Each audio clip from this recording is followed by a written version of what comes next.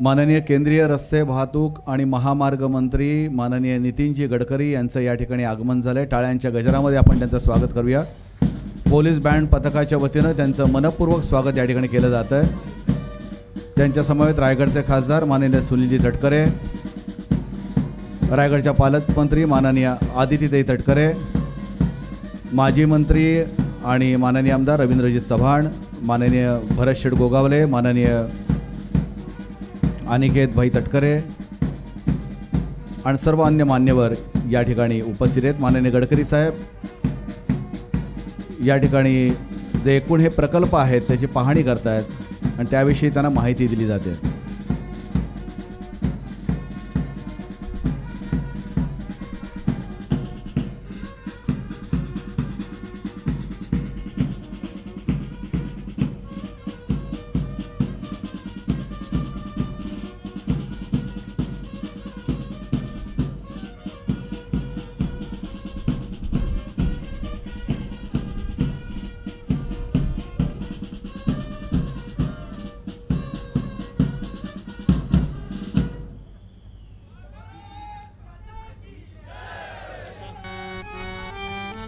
यानंतर जनजीवन विद्या मंदिर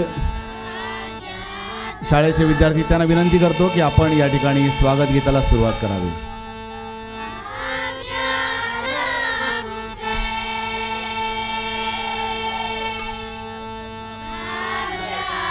मी माननीय नितीनजी गडकरी आणि अन्य मान्यवरांना विनंती करतो त्यांनी शिवपुतळ्याला पुष्पहार अर्पण करावं आणि दीप प्रज्वलन करून आजच्या कार्यक्रमाची सुरुवात करावी। आणि त्यांच्या स्वागतासाठी जनजीवन विद्या मंदिर इंदापूरचे विद्यार्थी स्वागत गीत गात आहेत।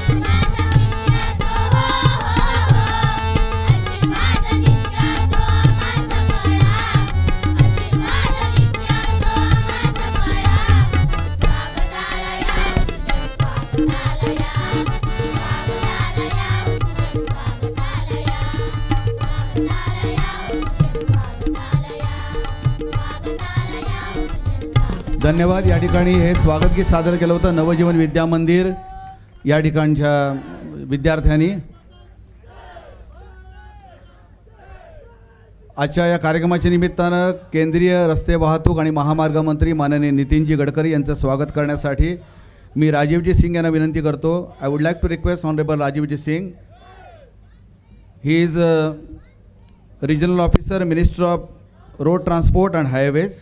I would like to request Honorable Sir to hand over the bouquet to Honorable Nitinji Gadkari.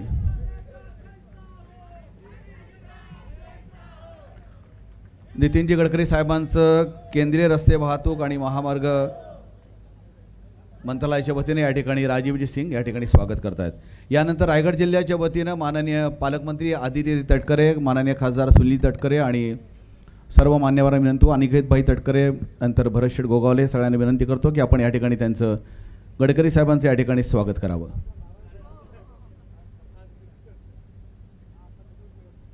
Raigad जिल्ह्याच्या वतीनं आपण या ठिकाणी स्वागत करतोय. कारण कोकणातला महत्त्वाचा प्रश्न होता, विशेषतः रायगड जिल्ह्यातल्या इतक्या साऱ्या मोठे कारखाने असून देखील सर्व मान्यवरांना विनंती, त्यांनी यामध्ये सहभागी व्हावे. रविशेठ पाटील, माननीय रवींद्रजी चव्हाण, भरतशेठ गोगावले, सर्व मान्यवर सगळ्यांनी सहभागी व्हावं, त्यांचं या ठिकाणी स्वागत केलं जात आहे. I would like to request chief engineer MSRDC Shri SK Surwase यांना विनंती की त्यांनी पालकमंत्री आदिती तटकरे यांचं या ठिकाणी स्वागत करावं.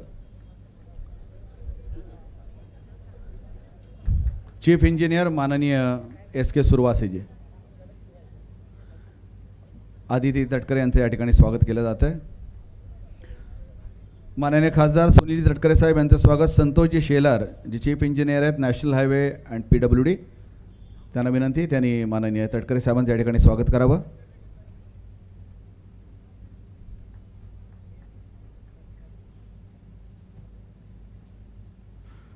Again I would like to request Rajiv Singh ji, he is minister of road and transport and highways from his regional officer. Bharatsheth Gogawale यांचं या ठिकाणी स्वागत करावं. Rajivji Singh, kindly hand over the bouquet to Honorable Shri Bharat Gogawale. He is a MLA from Mahad Polatpur. परत सुरवासे साहेबांना या ठिकाणी विनंती, त्यांनी माजी मंत्री माननीय रविशेठ पाटील यांचं या ठिकाणी स्वागत करावं. पेणचे विद्यमान आमदार आणि माजी मंत्री रविशेठ यांचं स्वागत या ठिकाणी करावं. संतोषजी शेलार यांना विनंती करतो, या ठिकाणी माजी मंत्री आणि माननीय विद्यमान आमदार माननीय रवींद्रजी चव्हाण यांचं या ठिकाणी स्वागत करावं. माननीय संतोषजी शेलार.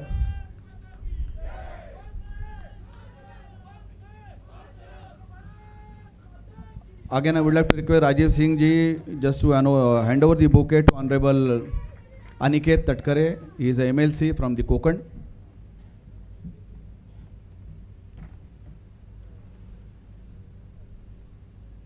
अनिकेतभाई तटकरे विधान परिषद सदस्य आणि रायगडचे जिल्हाधिकारी माननीय डॉक्टर महेंद्र कल्याणकर यांचं स्वागत माननीय SK सुरवासे MSRDC चीफ इंजिनिअरिंग करावं अशी मी त्यांना विनंती करतो.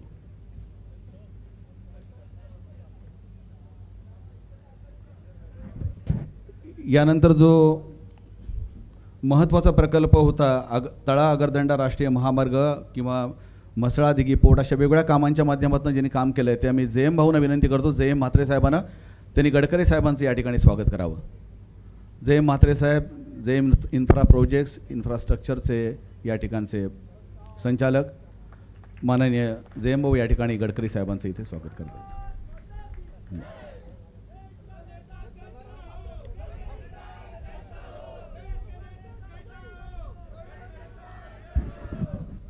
Now I would like to request Honorable Shri Rajivji Singh, Minister of Road Transport and Highways, he is regional officer, to deliver a welcome speech. आपका स्वागत पर मनोगत यहाँ पे व्यक्त कीजिए.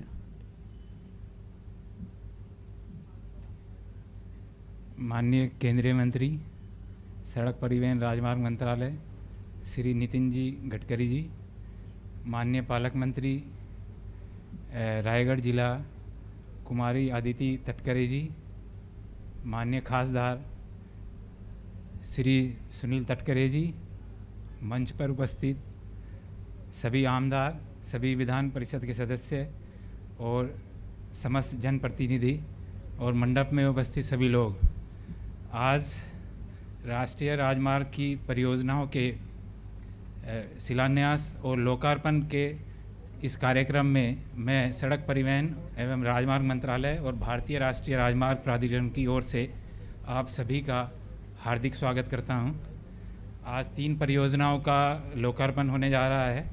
उनकी कुल लंबाई 131 किलोमीटर और कुल लागत 1036 करोड़ है। इसमें से 2 परियोजनाएं मुंबई ओवररोड को दिघी पोर्ट से जोड़ती हैं और एक परियोजना पुणे डिस्ट्रिक्ट को जोड़ती है।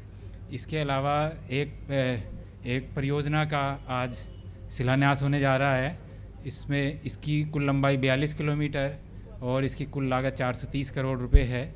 इसमें पनवेल इंदापुर में 42 किलोमीटर बची हुई लेंथ में कंक्रीट रोड निर्माण करने का इसमें प्रस्ताव है। एक बार मैं फिर आप सभी लोगों का हार्दिक स्वागत करता हूं। धन्यवाद। जय हिंद, जय महाराष्ट्र। नंतर ज्या प्रकल्पांचं लोकार्पण आणि भूमिपूजन आहे त्याचं या ठिकाणी मी शुभारंभ करण्यासाठी गडकरी साहेबांना विनंती करतो की आपण रिमोटच्या माध्यमातून एक AV फिल्म आपल्याला इथे दिसेल, जेणेकरून नक्की हा प्रोजेक्ट काय। मी गडकरी साहेबांना विनंती करतो की रिमोट त्या ठिकाणी आपण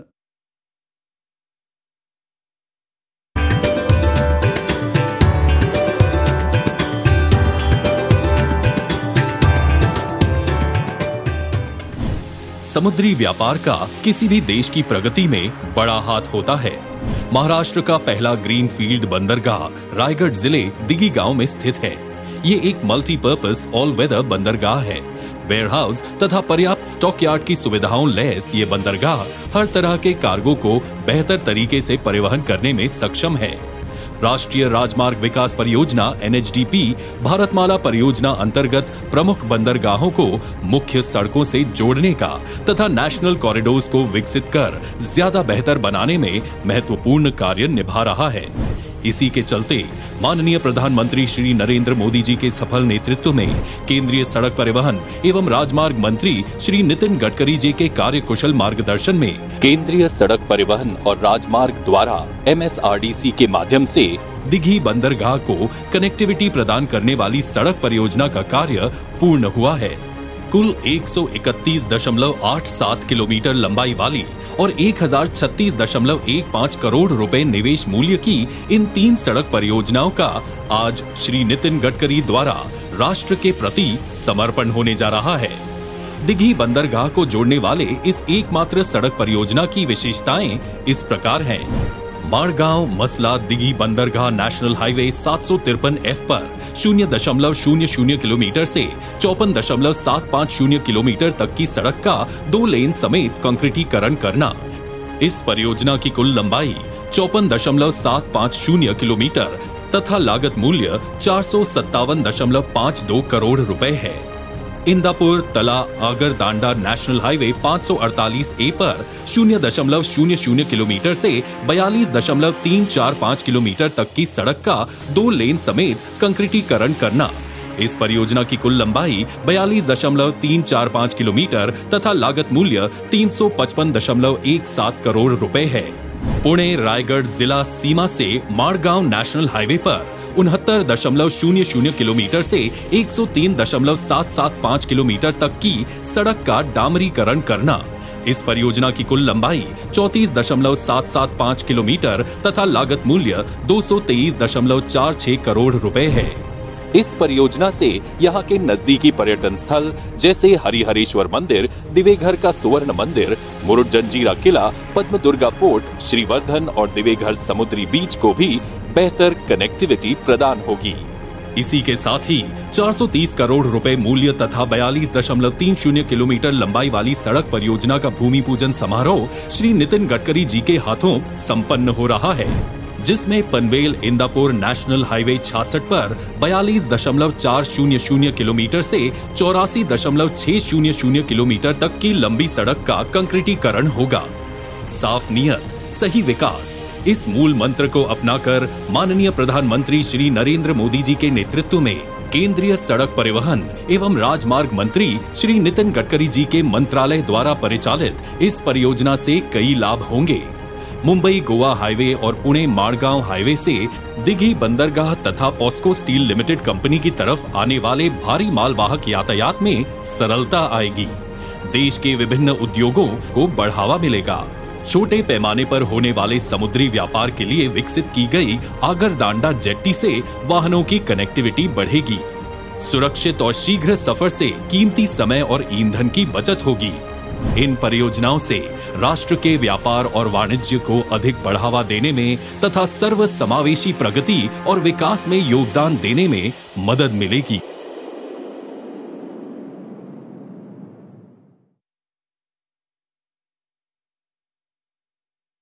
आपण पाहिलं की जे प्रकल्प आहेत ज्याचा लोकार्पण आहे आणि त्याच्याबरोबर भूमिपूजन समारंभ होत आहे त्याच्यामध्ये कशा पद्धतीने पुढच्या भविष्यामध्ये आपल्या एकूण प्रगतीला विकासाला एक चालना मिळणार आहे आणि ती प्रत्यक्ष चालना जी मिळणार आहे ती अशा पायाभूत सेवा सुविधांमधनं, कारण रस्ते जेव्हा चांगल्या पद्धतीचे असतात ते आपण क्षणार्धात त्या ठिकाणी पोहोचू शकतो आणि वेळ तर वाचतो, त्या प्रदूषण कमी होतं, गाड्यांची झीज कमी होते आणि बरंच काही होऊ शकतं।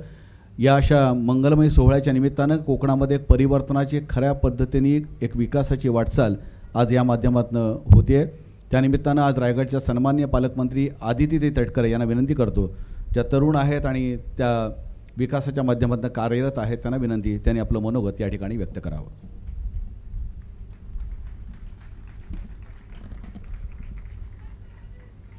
केंद्रीय रस्ते वाहतूक आणि महामार्ग भारत सरकार यांच्या वतीने आज या ठिकाणी आपला माणगाव म्हसळा दिघी पोर्ट राष्ट्रीय महामार्ग, त्याचबरोबर इंदापूर तळा आगरदांडा राष्ट्रीय महामार्ग, पुणे रायगड जिल्हा सीमेपासून ते माणगाव राष्ट्रीय महामार्ग या रस्त्यांचं लोकार्पण आणि त्याचबरोबर आपल्या सर्वांचंच खऱ्या अर्थानं स्वप्न असणारं राष्ट्रीय महामार्ग कासू ते इंदापूर या रस्त्याच्या काँक्रिटीकरण कामाच्या शुभारंभ प्रसंगी ज्यांच्या हस्ते ज्यांच्यामुळे आजचा हा कार्यक्रम या ठिकाणी होत आहे ते तुम्हा सर्वांचेच लाडके केंद्रीय मंत्री आदरणीय नितीनजी गडकरी साहेब,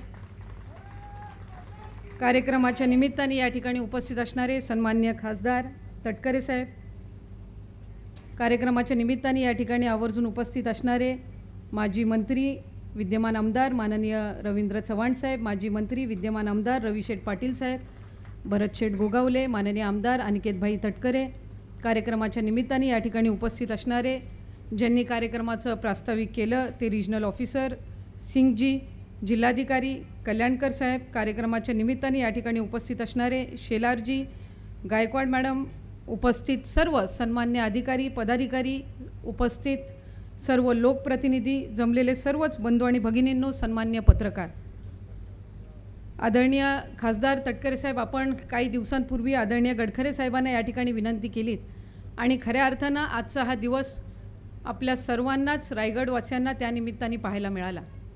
गेल्या अनेक दिवसांपासून गेल्या अनेक वर्षांपासून ज्या नॅशनल हायवेच्या कामाची पूर्णत्वाची आपण सर्वजण वाट पाहत आहोत ते खऱ्या अर्थानं आज आपल्याला होताना दिसत आहे।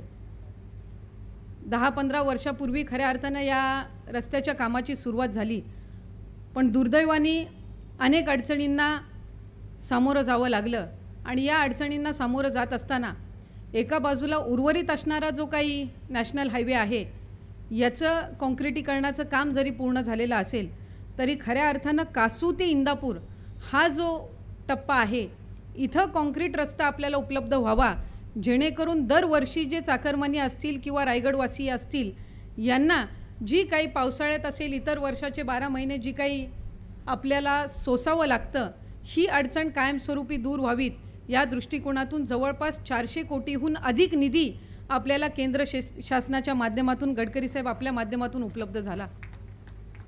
आम्ही खरं तर आदरणीय पवार साहेबांच्या कडून किंवा आदरणीय दादांकडून नेहमीच ऐकत असतो की ज्या वेळेला महाराष्ट्र राज्याचा किंवा या भूमीच्या विकासाची गोष्ट येते किंवा कुठलीही बाब येते त्यावेळेला गडकरी साहेब हे भरभरून आपल्याला महाराष्ट्र राज्याला देत असतात आणि खऱ्या अर्थानं त्याचा एक छोटासा अनुभव माझ्यासारखे एक लहान लोकप्रतिनिधीला आणि एक कार्यकर्त्याला सुद्धा त्यानिमित्ताने आला।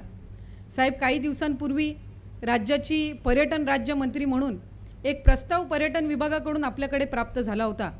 तो म्हणजे छत्रपती शिवरायांचे जे काही गडकिल्ले आहेत, इथं पायाभूत सुविधा निर्माण करण्याच्या दृष्टिकोनातून तिथं रोपवे उपलब्ध करून देण्याच्या दृष्टिकोनातून एक प्रस्ताव पर्यटन विभागाकडून आपल्याकडे आला। यामध्ये जवळपास 20 ते 22 पर्यटनाची ठिकाणं आणि त्याचबरोबर महत्त्वपूर्ण गडकिल्ले यांचा समावेश त्या प्रस्तावामध्ये होता। मग तो महाराष्ट्र राज्याचा प्रस्ताव होता, पण यामध्ये आम्ही प्रामुख्याने आपल्याला विनंती केली होती एक राज्यमंत्री म्हणून की आम्हाला रोपवेच्या दृष्टिकोनातून जो काही एक अहवाल आपल्या national highway logistic management limited म्हणजेच NHLML कडून जो काही फिजिबिलिटी रिपोर्ट प्रस्तावित करायचा असतो त्याची एक उपलब्धता जर झाली किंवा तो जर आपल्याकडून त्या संदर्भातल्या सूचना गेल्या तर निश्चितपणाने आज रायगड असेल, राजगड असेल किंवा पलीकडच्या जिल्ह्यामध्ये रत्नागिरी जिल्ह्यामध्ये असणारा एक भुईकोट किल्ला असेल, सुवर्णदुर्ग असेल, हे सर्व जे दुर्ग आहेत, आमचा जो छत्रपती शिवरायांचा राजधानी असणारा रायगड किल्ला असेल, इथं सुद्धा रोपवेच्या दृष्टिकोनातून किंवा इतर सुविधांच्या दृष्टिकोनातून आम्हाला निश्चितपणाने मदत होऊ शकेल। आणि साहेब, मला अभिमानाने या ठिकाणी उल्लेख करावा असं वाटतो, आम्ही मार्च महिन्यामध्ये म्हणजे 4 मार्चला मी आपल्याला पत्राद्वारे त्या संदर्भातलं निवेदन केलं आणि 31 मार्च रोजी आम्हाला त्या संदर्भातला सकारात्मक प्रतिसाद आपल्या कार्यालयातून प्राप्त झाला।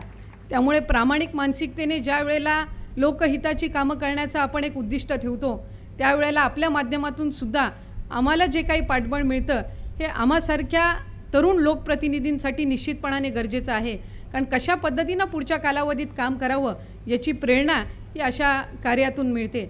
साहेब, आज आपण आलात, आज कासू ते इंदापूर या रस्त्याचा आपण एका बाजूला शुभारंभ करत असताना दुसऱ्याच बाजूला तळापासून आगरदांड्यापर्यंत जाणारा रस्ता असेल, माणगावपासून दिघी पोर्टपर्यंत जाणारा रस्ता असेल आणि त्याचबरोबर रायगड सीमेपासून माणगावपर्यंत येणारा रस्ता, या कामांचं आपण लोकार्पण करत आहात।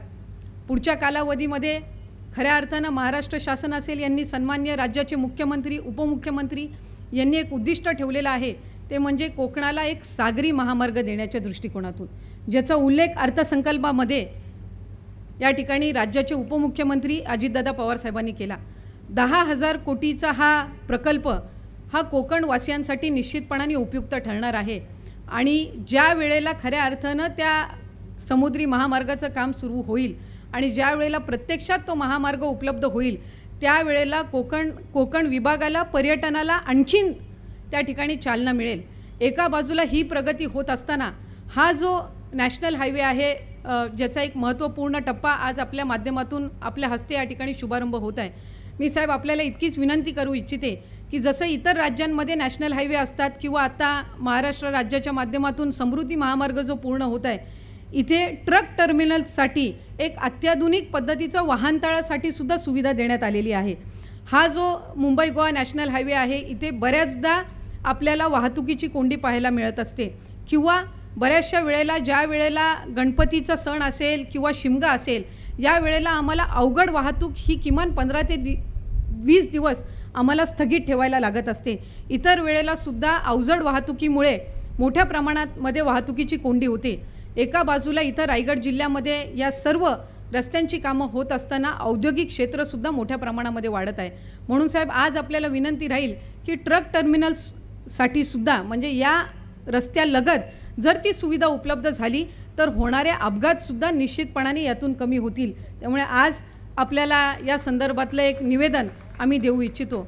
याचबरोबर जर आपण बघितलं तर रत्नागिरी आणि सिंधुदुर्ग जिल्ह्यामध्ये जे काही राष्ट्रीय महामार्गाचं काम झालेलं आहे, यामध्ये जे काही त्यांनी ब्रिजेस उभारलेले आहेत ते अत्याधुनिक पद्धतीचे आहेत, पण दुर्दैवाने रायगड जिल्ह्याच्या हद्दीमध्ये जे आहेत त्यामध्ये जी काही आपल्याला अत्याधुनिक पद्धतीचे किंवा सद्यस्थितीमध्ये जी काही टेक्नॉलॉजी आपण वापरतो बांधकामासाठी ती आम्हाला पाहायला मिळत नाही आहे। आज आपण आलात, विभागाला त्याही सूचना जर आपण दिल्यात तर चांगल्या पद्धतीची एक सुविधा आम्हाला त्या निमित्ताने निश्चितपणाने या ठिकाणी उपलब्ध होऊ शकेल। अनेक ठिकाणी आज ब्रिजेस करण्यात आलेले आहेत, पण लगतची जी गावं आहेत त्यांना जाण्याची कनेक्टिव्हिटी या ठिकाणी योग्य पद्धतीने दिली गेली नसल्यामुळे एक थोडी अडचण स्थानिकांना पुढच्या कालावधीमध्ये येण्याची शक्यता राहते.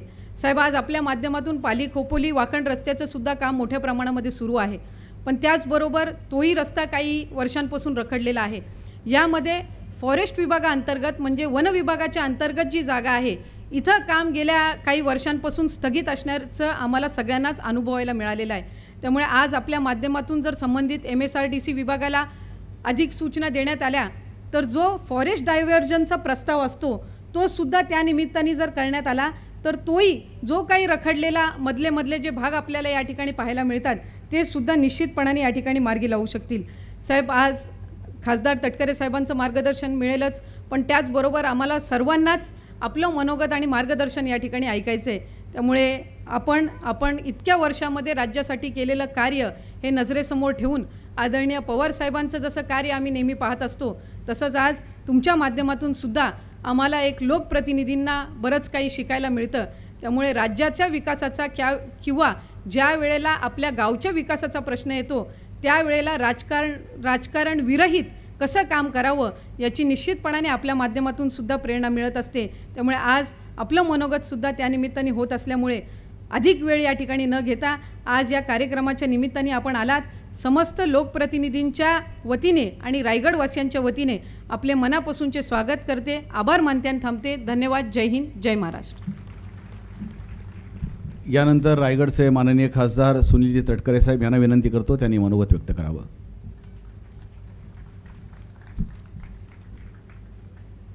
सुमारे 1000 कोटी खर्चाच्या कामाचं लोकार्पण तमाम कोकणवासियांच्या दृष्टिकोनातून गेले अनेक वर्ष संवेदनशील असलेल्या पळसपा ते इंदापूर या पट्ट्याच्या काँक्रिटीकरणाचा शुभारंभ ज्यांच्या शुभ हस्ते आज गुढीपाडव्याच्या दुसऱ्या दिवशी म्हणजेच गुढीपाडव्याच्या शुभमुहूर्तावरती या ठिकाणी संपन्न होत आहे, ते या देशातील एक कर्तबगार मंत्री, वजनदार मंत्री, सर्वात आक्रमकपणाने या देशाचे प्रश्न सोडवणारे आम्हा सर्वांचे नेते आणि केंद्रीय मंत्री आदरणीय नितीनजी गडकरी साहेब, जिल्ह्याचे पालकमंत्री आदिती तटकरे, व्यासपीठावर या ठिकाणी उपस्थित असलेले आमचे माजी पालकमंत्री रवींद्रजी चव्हाण, रविशेठ पाटील, अनिकेत तटकरे, भरतशेठ गोगावले, जे जिल्हाधिकारी महेंद्र कल्याणकर, आपल्या विभागाचे सर्व सन्मान्य अधिकारी श्री सिंगजी, त्यांचे सर्व सहकारी, जिल्ह्याच्या कानाकोपऱ्यातून उपस्थित असलेले सर्वच ज्येष्ठ श्रेष्ठ सहकारी,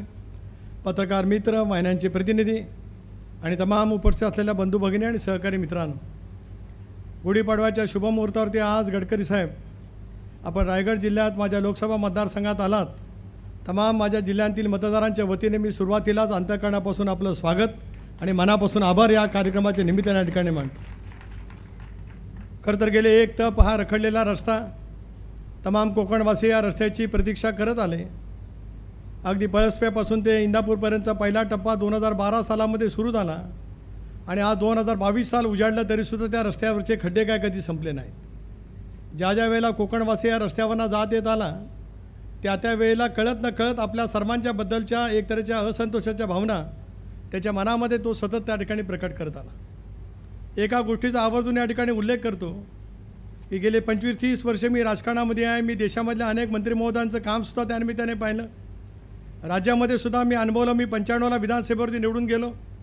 त्याला राज्यामध्ये सुद्धा आपण सार्वजनिक बांधकाम खात्याचे आणि MSRDC खातं नव्यानं जर काय कोणी निर्माण केलं तर ते नितीन गडकरी साहेबांनी केलं. त्याचा उल्लेख या कार्यक्रमाच्या निमित्ताने या ठिकाणी मी करू शकतो. राज्याच्या बजेटमधून सर्व काय होऊ शकतं असं नाही. त्यासाठी स्वतंत्र महामंडळ असलं पाहिजे. ते महामंडळ निधीची उपलब्धता करण्याच्या दृष्टिकोनातून तितक्याच पैसे सक्षम असलं पाहिजे. हा विचार राज्याच्या स्थापनेनंतर पहिला प्रथम कुणी त्या कालावधीमध्ये केला तो गडकरी साहेब आपण त्यावेळेला केला. मुंबई पुणे एक्सप्रेस हायवे जो का आज आहे तो एक्सप्रेस हायवे गडकरी साहेब तुमच्यामुळे झाला. म्हणूनच अनेक वेळेला लोक तुम्हाला नितीन गडकरी म्हणत आले नाहीत तर नितीन रोडकरी म्हणून म्हणत आले. हा महाराष्ट्राचा अभिमान तुमच्या रूपाने संबंध महाराष्ट्रवासियांनी त्यानिमित्ताने अनुभवला. अशा वेळेला या दीर्घकाळ रेंगाळलेल्या प्रश्नाच्या बाबतीमध्ये आणि विशेष करून दुसरा टप्पा जो होता आपण सत्तेवरती आला त्या विभागाची सूत्र हातामध्ये घेतलीत. त्याच्यानंतर इंदापूरपासून पाथर्डीपर्यंतचा टप्पा आपण काँक्रिटीकरणाचा हातामध्ये घेतलात. परंतु या पहिल्या टप्प्याच्या बाबतीमध्ये आम्ही सतत त्या ठिकाणी बोलत राहिलो. मला अभिमान या गोष्टीचा वाटतो आहे की 6 महिन्यापूर्वीच मी आपली भेट पुण्याला आदरणीय पवार साहेबांच्या समेत घेतली होती. कर्जतमध्ये नगर जिल्ह्यामध्ये कार्यक्रम होता. अर्धा तास आपण माझ्याकडनं सगळं समजून घेतलं आणि आज या संबंध रायगड जिल्ह्यातल्या जनतेच्या वतीने सांगतो आहे की आज 450 कोटी रुपयाचा जो काय शुभारंभ होतो आहे आपल्या इच्छाशक्तीमुळे होत आहे. तमाम कोकणवासी आयुष्यभरामध्ये आपलं ऋण त्या ठिकाणी कधी विसरू शकणार नाहीत. या पहिल्या टप्प्याचा कामाचा शुभारंभ होतो आहे. कासूपासून पळसप्याच्या कामाच्या वतीमध्ये सुद्धा अंतिम टप्प्यामध्ये या निविदाची प्रक्रिया लवकरात लवकर सुरू होईल आणि अपेक्षा अशी आहे की येत्या 2 वर्षामध्ये कोकणामध्ये जाणाऱ्या या रस्त्याचं काँक्रिटीकरणाचं काम पूर्ण होऊन अगदी थेट तळ कोकणामध्ये जाणारा मुंबईचा सागरमानी मग तो पात्रादेवीपर्यंत किंवा रेड्डीपर्यंत जाणार असेल तो सगळेजण सुखाव पद्धतीने त्या ठिकाणी प्रवास करेल आणि त्या प्रत्येकाच्या तोंडामध्ये नितीन गडकरींच्यामुळे शक्य झालं अशा भावना प्रत्येकाच्या तोंडामध्ये त्या ठिकाणी येतील असा विश्वाससुद्धा या निमित्ताने मी व्यक्त करू इच्छितो. आज ज्या कामाचा आपण शुभारंभ केलात, आज लोकार्पण केलं, पुण्यापासून ताम्हाणी घाट मार्गे दिघीपर्यंत जाणार रस्ता एकेकाळी बॅरिस्टर अंतुरे साहेब ज्यावेळेला राज्याचे मुख्यमंत्री होते त्यावेळेला त्यांनी हा ताम्हाणी घाटाचा रस्ता केलेला होता. शरद पवार साहेबांनी वेळाभागाच्या परिसरामध्ये MIDC आणली. प्रचंड प्रमाणावरती पर्यटक त्या सगळ्या परिसरामध्ये यायला लागले. ओणसे घाटामध्ये अपघाताची मालिका मोठ्या प्रमाणावरती होत राहिली. दिघीचं बंदर एका बाजूला विकसित झालं त्यावेळेला रवींद्र चव्हाण साहेब अनेकांनी आंदोलन केली, अनेकांचे आक्रोशित झाले. हा रस्ता राज्यमार्ग म्हणून राज्य सरकारला विकसित करण्यासाठी अनेक अडचणी आल्या असत्या, पण तुमचं धडाका पद्धतीचा निर्णय घेण्याची जी काही क्षमता आहे त्याच्यामुळे एकाच वेळेला रायगड जिल्ह्यातला जवळपास 5 रस्त्यांना आपण राष्ट्रीय महामार्गाचा दर्जा दिला. पुण्यावरनं ताम्हाणी घाट मार्गे येणारा, निजामपूरवरून माणगाववरून मस्या मार्गे जाणारा दिघीचा रस्ता असेल, दुसरा इंदापूरपासून तळ्यावरून मांदाड मार्गे आगरदांडा, खाजणीवरून आगरदांडाला जाणारा रस्ता असेल, पाली पाटणूस रस्ता जो नेहमीच आम्ही वाखणपाली खोपोली त्या रस्त्याच्या वतीमध्ये आम्ही नेहमीच बोलत आलो तो रस्ता त्या ठिकाणी असेल, आमच्या जिल्ह्याचं मुख्यालयाचं ठिकाण असलेलं अलिबाग पेणपासून अलिबागचा रस्ता त्या बाबतीमध्ये असेल. या सगळ्या रस्त्याच्या कामाच्या वतीमध्ये आपण या सर्वांनाच राष्ट्रीय महामार्गाचा दर्जा दिला. किंवा राष्ट्रीय महामार्गाचा दर्जा देऊन गडकरी साहेब आपण थांबला नाहीत, तर निधीची पूर्णपणाची उपलब्धी त्या ठिकाणी आपण केलीत आणि आज रायगडच्या हद्दीपासून ते दिघीपर्यंत जाणारा रस्ता 95% 99% त्या रस्त्याचं काम झालं आहे. आज हजारो पर्यटक त्या सगळ्या परिसरातून जातात. पास्कोची अतिआट जवळ जाणारी वाहतूकसुद्धा त्या सगळ्या परिसरातून जाते. हे सारं काही शक्य त्या ठिकाणी झालं ते केवळ गडकरी साहेब आपल्यामुळे झालं. त्याचा आज अभिमानपूर्वक उल्लेख या ठिकाणी मी करू इच्छितो आहे. इंदापूरपासून मानाड मार्गे तळ्यावरनं जाणारा आगरदांडाकडेचा रस्ता, दिघीचं पोर्ट, दिघी आणि आगरदांडा. खरं तर आपल्याकडे ज्या वेळेला पोर्ट विभाग होता त्यावेळेला दिघीचं पोर्ट JNPTने घ्यावं म्हणून आपली प्रखर इच्छाशक्ती होती. देशामध्ये सर्वाधिक जर काय उत्पन्न देणारं जर काय पोर्ट कुठलं असेल तर ते JNPTचं पोर्ट आहे. दिघी पोर्टसुद्धा घ्यावा अशी तुमच्या मनातली इच्छा त्या कालावधीमध्ये होती. मी त्यावेळेला आमदारांना ते आपल्याला वेळोवेळी भेटत होतो, पण नंतर 1900 नंतर त्याच्यातले काही समीकरणं त्या ठिकाणी बदलली गेली आणि त्याच्यातून JNPTची जे काही दिघीचं पोर्ट त्या ठिकाणी घेणार होतं, भारत सरकार घेणार होतं, तो प्रस्ताव दुर्दैवाने त्या ठिकाणी थांबला. पण तरीसुद्धा विकासाच्या कल्पना ज्या पद्धतीने आपण राबवत गेलात त्याच्यामुळे आज या 2 रस्त्याचे कामं पूर्ण झालेली आपल्याला पाहायला मिळू शकतात. पण एक आपल्याला या निमित्ताने विनंती करतो साहेब, निजामपूरच्या जवळपास बायपासची आवश्यकता आहे. माणगाव शहरामध्ये नेहमीच वाहतुकीची कोंडी होते. 3 दिवसाचं जर काही सुटी लागली तर माणगावमध्ये वाहतुकीची कोंडी झाली नाही असा एकही सुटीचा हप्ता गेला नाही, आठवडा गेला नाही. त्यामुळे तिथे वाहतुकीची कोंडी होते. इथून 100 मीटर अंतरावरती इंदापूर आहे, तिथेही वाहतुकीची कोंडी होते. वाकणपाली खोपोली रस्त्यावर जात असताना परळी असेल त्या ठिकाणी परळी असेल पेडली असेल या 2 ठिकाणी सुद्धा वाहतुकीची कोंडी होते. त्या बायपासच्या कामाला तो DPR त्या ठिकाणी मंडवण्यासाठी आपल्याकडे प्रस्ताव दिला आहे. माझी आज आपल्याला विनंती आहे की त्या बाबतीमध्ये जर का आपण मान्यता दिलीत तर भूसंपादनाच्या कामामध्ये लागणारी योग्य ती मदत राज्य सरकार करेल, आपण त्याला मान्यता द्यावी अशी नम्रतापूर्वक विनंती आजच्या या कार्यक्रमाच्या निमित्ताने या ठिकाणी मी करू इच्छित आहे. पेणपासून अलिबागला जाणारा आमच्या मुख्यालयाकडचा रस्ता राष्ट्रीय महामार्ग आपण घोषित केलात. खरं तर इतक्या कमी लांबीच्या रस्त्याला राष्ट्रीय महामार्गाचा दर्जा मिळू शकत नाही. नितीन गडकरी साहेब काय करू शकतात त्याचं एकमेव उदाहरण की 40 किलोमीटर रस्त्याच्या लांबीला सुद्धा राष्ट्रीय महामार्ग घोषित करण्याचं काम केवळ गडकरी साहेब आपण त्या ठिकाणी केलं. आता त्या रस्त्याचं राहिलेलं काम आपल्याला करावं लागेल. वसई विरार कॉरिडॉर त्याच्यातून येतो, बडखळ ते अलिबाग रेल्वेचाही प्रश्न आहे. अशा वेळेला आपल्याकडूनच त्या रस्त्याची आम्ही सर्वजण अपेक्षा करतो आहोत की आज करोनाच्या नंतर अलिबागमध्ये सर्वाधिक गर्दी त्या ठिकाणी होते आहे. अशा वेळेला जर का त्या राष्ट्रीय महामार्गाचं काम त्या ठिकाणी होऊ शकलं तर एक सर्वाधिक रायगड जिल्ह्याच्या उन्नतीच्या दृष्टीकोनातून काम त्या ठिकाणी होऊ शकतं. साहेब एक व्यथा या निमित्ताने मांडतो आहे. इंदापूरपासून आज सगळ्या रस्त्याचं काम उत्तम पद्धतीने चालू आहे. काही ठिकाणी कामं राहिली असतील, कुठे भूसंपादनाची काही अडचण आली असेल त्याच्या बाबतीमध्ये जेवढं सहकार्य आम्ही करायला पाहिजे तेवढं आम्ही करण्याचा निश्चितपणाने प्रयत्न करू. पण महाडला यावर्षी गडकरी साहेब पूर आला. एक गोष्ट आवर्जून सांगतो, सावित्रीचा पूल ज्यावेळेला कोसळला त्याला केंद्र सरकारचे आपण मंत्री होतात आणि देशाच्या इतिहासात 6 महिन्यामध्ये इतक्या मोठ्या नदीवरचा पूल बांधण्याचं काम केवळ आपल्यामुळे झालं, त्याचाही उल्लेख या निमित्ताने मी करू इच्छितो. त्यामुळे जुना पूल जो मोडलेला आहे, मोडकळीस आलेला आहे, तो त्या ठिकाणी पूर्णपणे डिमॉलिश करणं. आता नवीन जे 2 पूल बांधले गेलेले आहेत त्याची उंची इतक्या मोठ्या प्रमाणावरती वाढली गेली असल्यामुळे तंत्रज्ञांचं असं म्हणणं आहे, महाडवासियांचं असं गडकरी साहेब म्हणणं आहे की त्या पुलाच्या उंचीमुळे यावर्षी पूर जो आला त्याच्यात अनेक कारणं आहेत, त्याच्यातलं ते एक कारण असू शकतं. एक डॉक्टर पोरे यांच्या कमिटीचा एक अहवाल आलेला आहे, नुकताच जिल्हाधिकाऱ्यांच्याकडे आला आहे, पालकमंत्र्यांच्याकडे आला आहे. त्या अहवालाची प्रत मी आपल्याला देईन. काम एका बाजूला पूर्णत्वास गेलं आहे, अशा वेळेला त्याच्यामधला बदल करण्याचं धाडस केवळ आपण दाखवू शकता. पण ते दाखवलं तर महाडला आणि महाडच्या MRDCला पुरापासून संरक्षित करण्याचं काम आपल्या हातून होऊ शकतं. त्या दृष्टिकोनातून आपल्याला विनंती या निमित्ताने मी करू इच्छित आहे. दुसरा महत्त्वाचा प्रश्न, तानाजी मालुसरे यांचं ऐतिहासिक असलेलं गाव पोलादपूरचा परिसर. पोलादपूरमधून राष्ट्रीय महामार्ग जातो, तिथे साहेब तो रस्ता 30 फूट खाली खोदला आहे आणि गाव राहिले वरती. कदाचित ग्रेड मॅच करण्यासाठी त्या ठिकाणी कदाचित आपल्या तंत्रज्ञांनी केले असेल, मला त्याच्याबद्दल आक्षेप वाटण्याचं काही कारण नाही. पण तेवढा संबंध पोलादपूर शहरातून जाणारा रस्ता 30 फूट खाली खोदलेला असल्यामुळेच या बाजूने त्या बाजूला जाणाऱ्या विद्यार्थ्यांच्यासाठी असेल, अनेक काही गोष्टी असेल. मी अनेक वेळेला आपल्या अधिकाऱ्यांच्या समेत त्या ठिकाणी भेट दिल्या. त्याला माझी विनंती आहे की काही ठिकाणी किमान 50% ठिकाणी आपण जर काय स्लॅब जर काय टाकून दिलात तर किमान वाहतूक होईल, खालना वाहतूक या ठिकाणी राष्ट्रीय महामार्गाची सुरळीत होईल. पण लोकांना त्या ठिकाणी अलीकडे पलीकडे शहरामध्ये वाटचाल करण्याच्या दृष्टीकोनातून ते उपयुक्त ठरू शकेल, अशीच विनंती आज या कार्यक्रमाच्या निमित्ताने या ठिकाणी मी करू इच्छित आहे. इंदापूरच्या व्यापारी असोसिएशननी सुद्धा आता कॉन्क्रिटीकरणाचं काम चाललं आहे, बाहेरून तो रस्ता होईल. आपण सहज येताना मला विचारलं की हा रस्ता कुठला आहे, तर म्हटलं साहेब हा रस्ता जुना NH 17 म्हणजे राष्ट्रीय महामार्ग 17 म्हणजे मुंबई गोवा रस्ता आहे. बायपास आपण करणार आहातच, पण मला या ठिकाणी सांगायला आनंदाने अभिमान वाटतो आहे की येताना या रस्त्याच्या कामाची साहेबांनी माझ्याकडनं माहिती घेतली आणि सांगितलं की या रस्त्याच्या कामसुद्धा जर काय करायचं असेल कॉन्क्रिटीकरणाचं तर त्यालासुद्धा मी मान्यता देऊ शकतो आहे, असं आपण मोठ्या मनाने या ठिकाणी सांगितलं आहे. तुमचे मी आभार या निमित्ताने मानतो आहे. मला काही आठवणी सांगायच्या आहेत. आपण MSRDC खात्याचे मंत्री होतात, सार्वजनिक बांधकाम खात्याचे मंत्री होतात.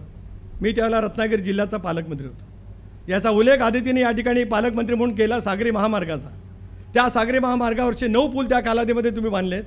आज माझ्या तळा तालुक्यातील जनता या ठिकाणी आहे. खाजणी ते मांदाड या रस्त्यावरचं पुलाचं काम केवळ गडकरी साहेब आपल्यामुळे झालं. त्याच्या भूमिपूजनाला आपण आला होतात, त्याला मी विधानसभा सदस्य, माणगावचा विधानसभा सदस्य म्हणून मांदाडला आपण खाजणीला तो कार्यक्रम होता, त्याला मी त्या ठिकाणी आवर्जून उपस्थित होतो. आज खाडी मार्गाचा प्रवास ज्या पद्धतीने त्या ठिकाणी होतो आहे, अनेक पुलाची बांधकामं खाडी मार्गावरची आपण त्या ठिकाणी पूर्ण केली असल्यामुळेच या पद्धतीच्या कामाला चालना खूप मोठ्या प्रमाणावरती त्या ठिकाणी मिळालेली. आपल्याला विनंती आहे, 6 सागरी महामार्ग रेवर्सी रेड्डी हा आपणच राष्ट्रीय महामार्ग म्हणून घोषित केला, पण दुर्दैवाने त्याला मधल्या कालावधीमध्ये साहेब नंबर मिळाला नाही. राज्य सरकारने, महाविकास आघाडीच्या सरकारने ठरवलं की तो काम आपण हातामध्ये घ्यावं. त्या पद्धतीने त्या कामाच्या दृष्टिकोनातून MSRDCच्या माध्यमातून काम त्या ठिकाणी सुरू आहे. उद्धवजी मुख्यमंत्री आहेत, अजितदादा त्या ठिकाणी आहेत. पण मला या गोष्टीचा आवर्जून उल्लेख करायचा वाटतो, ज्या ज्या वेळेला केंद्र सरकारकडे महाराष्ट्राच्याकडनं प्रस्ताव जातात किंवा केंद्र सरकारकडून महाराष्ट्राच्या वतीमध्ये एखादी भूमिका येते, त्याला आपण केंद्रातले असे मंत्री आहेत की सह्याद्री अतिथीगृहावरती येऊन या राज्याच्या प्रश्नाच्या वतीमध्ये नेमकं काय करायचं याच्याबद्दलची उकल करण्याचा एक तऱ्हेचा विचार आपल्यामार्फत त्या ठिकाणी केला जातो. CRFचा निधी या राज्याला खूप मोठ्या प्रमाणावरती मिळाला. तसाच हा जो काय सागरी महामार्ग आहे, भले राज्य सरकारने त्या ठिकाणी हातामध्ये काम घेतलं असेल, पण सागरी महामार्गाला जर का आपण राष्ट्रीय महामार्गाचा नंबर त्या ठिकाणी दिलात आणि 50% रक्कम जर काय भारत सरकारने त्या ठिकाणी दिली तर त्याचासुद्धा खूप मोठ्या प्रमाणाचा फायदा होऊ शकेल. रायगडवासीय, तुम्ही मला लोकसभेमध्ये निवडून दिलं. गेले 2 वर्ष अर्थसंकल्पाच्या वेगवेगळ्या चर्चा मी त्या ठिकाणी ऐकल्यात आणि ज्यावेळेला गडकरी साहेब सभागृहामध्ये उभे राहतात त्याला टाचणी पडेल अशी शांतता असते. इतर वेळेला खूप आरडाओरडा होतो, इकडून होतो तिकडून होतो, ट्रेझरी बेंचकडून होतो, या बाजूने होत राहतो. पण एकमेव असे नेते आहेत की सभागृहामध्ये उभे राहिल्याच्या नंतर टाचणी पडेल अशी शांतता असते, त्यांचं नाव आहे गडकरी साहेब. आणि एकमेव नेते असे आहेत की ज्याने आपल्या मागण्यांच्यावरती उत्तर दिल्याच्या नंतर अख्खं सभागृह उठून उभा राहून बाकं वाजवतं.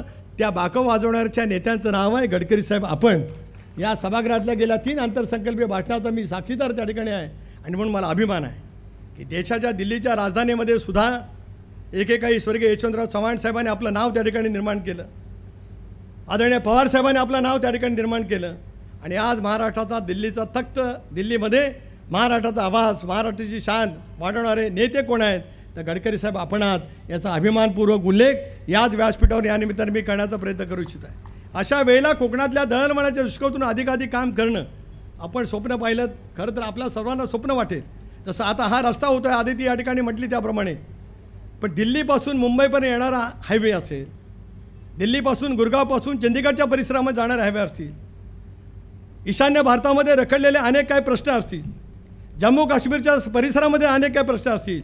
गडकरी साहेब ज्यावेळेला सभागृहामध्ये या सगळ्या गोष्टी मांडण्याचा प्रयत्न करतात त्यावेळेला देशाच्या कानाकोपऱ्यापासून कन्याकुमारीपासून काश्मीरपर्यंत पसरलेल्या या देशातील सगळे खासदार उपस्थित असतात आणि ते जे सांगत असतात ते ऐकत शांत चित्ताने अनेक नुसतं ऐकत नाही तर अचंबित होत असतात.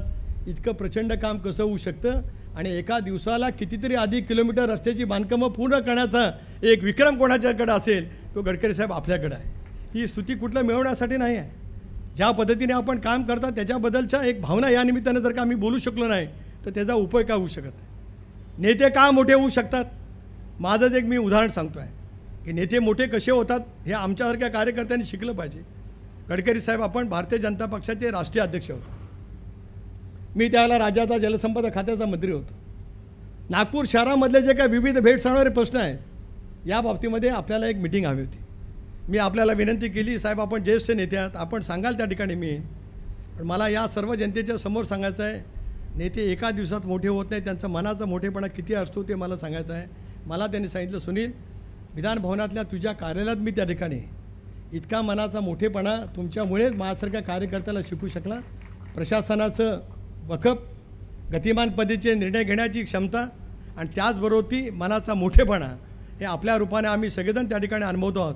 मग जे जे प्रश्न आज या ठिकाणी या निमित्ताने मांडले गेले असतील उद्याच्या भविष्यामध्ये सुद्धा आम्ही सातत्याने त्या बाबतीमध्ये पाठपुरावा करू. आपल्याकडनं त्याच्याकडून सत्वर मान्यता मिळेल आणि कोकण निसर्गाने वरदान दिलेल्या सगळ्या भूमीमध्ये आज संबंध महाराष्ट्र आणि देशभरातली पर्यटक, आंतरराष्ट्रीय पर्यटक येतात. या सगळ्याचं रस्त्याचं जाणं आपल्यामुळे त्या ठिकाणी निश्चितपणाने मिळलं जाईल अशाच भावना या ठिकाणी या निमित्ताने व्यक्त करतो. कोकण रेल्वे बॅरिस्टर नाथपै साहेबांनी स्वप्न पाहिलं, मधु दंडवते साहेबांनी पाहिलं, पवार साहेबांनी मदत केली. तसं कोकणातलं रस्त्याचं जाळं ज्या वेळेला विणलं जाईल, चंद्र सूर्य असेपर्यंत नितीन गडकरीचं नाव त्या ठिकाणी घेतलं जाईल असा विश्वाससुद्धा आज या कार्यक्रमाच्या निमित्ताने या ठिकाणी मी व्यक्त करू इच्छितो.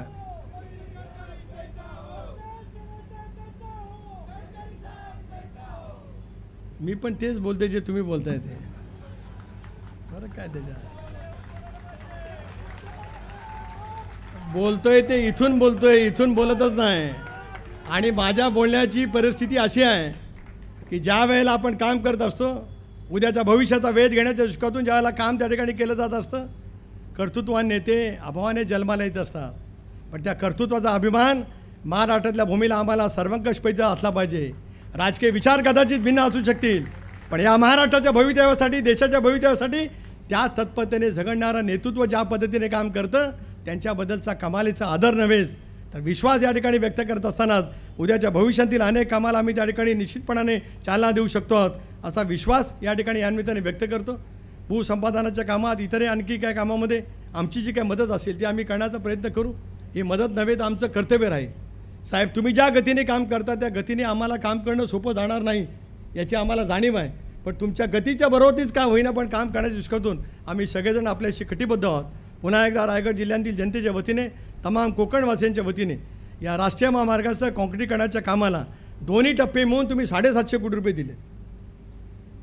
कासू ते इंदापूर आणि कासू ते पळसपा या दोन्ही टप्प्यासाठी 750 कोटी रुपये आपण मंजूर करून दिलेत.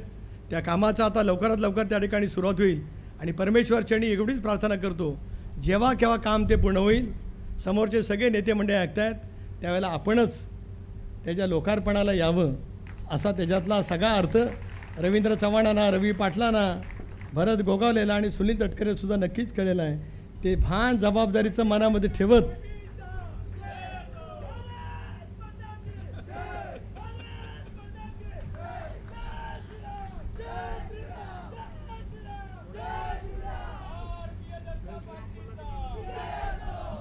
ते आता साहेब काय हात दाखवतात ते बघा.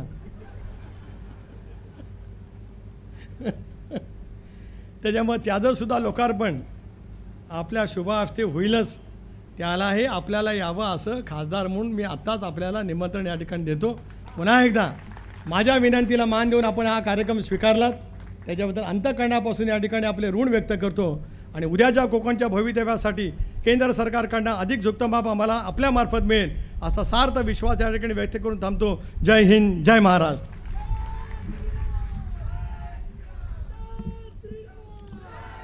आपण पाहिलं की तटकरे साहेबांनी सगळे अनुभव कथन केले आणि त्यांनी तेही सांगितलं पुढच्या भविष्यात गडकरी साहेब आपण त्या उद्घाटन समारंभाला यावं. कदाचित बरोबरीने ते आपल्याबरोबर त्या उद्घाटन समारंभाला येतील विनोदाचा भाग सोडला तर यानंतर मी विनंती करतो माननीय गडकरी साहेबांना. पण गडकरी साहेबांबद्दल बोलायचं म्हटलं तर एकच वाक्यामध्ये सांगता येईल की पूर्वी गडकरी साहेब आम्हाला लहानपणी बाराखडी शिकवायचे किंवा सनावळ्या शिकवायचे. सनावळ्या पाठ करणं सोपं होतं, पण आपण उभं राहिल्यानंतर लाखांचे हिशोब कोटींचे हिशोब इतक्या क्षणार्धात सांगता की आम्हाला ते शून्य मापेपर्यंत संपूर्ण भारताचा एकूण विकासाचा नकाशा आपल्या डोळ्यासमोर येतो. इतकी प्रचंड ऊर्जा आणि ताकद मुंबईवरून निघाल्यानंतर पुण्याला काही क्षणात पोहोचतो. तटकरे साहेबांनी सांगितलं ते आपल्यामुळेच. आपल्याला जग विसरू शकत नाही आणि जे विसरता येत नाही त्या लोकांचं मनोगत ऐकण्यासाठी आपल्याला विनंती आहे की आपला मनोगत या ठिकाणी आपण व्यक्त करावं.